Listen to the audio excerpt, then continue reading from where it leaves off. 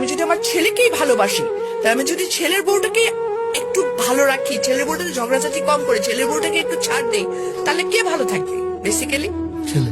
Yes, এই জিনিসটা মাদের মাথায় ঢুকাইতে হবে যে আমি আমার ছেলের বউকে আমার ছেলের হ্যাপিনেসের জন্য ছাড় দিব।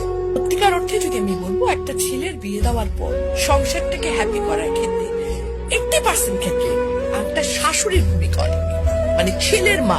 ডেফিনেটলি কোন জায়গায় ছেলে বউ খারাপ আছে, কিন্তু exceptional cannot be an example. বেশিরভাগ শাশুড়ি কিন্তু বেশি দখলদারিত্ব মনোবৃত্তিতে চলে যান।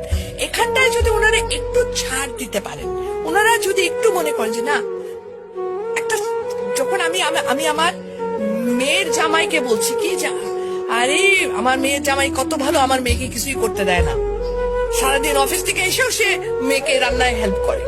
আর ছেলের ব্যাপার হলে তখন আমরা বলতো কি ছেলের বউ সারাদিন ঘুমায় থেকে আমার পোলা সে রান্না করে খাওয়ায়।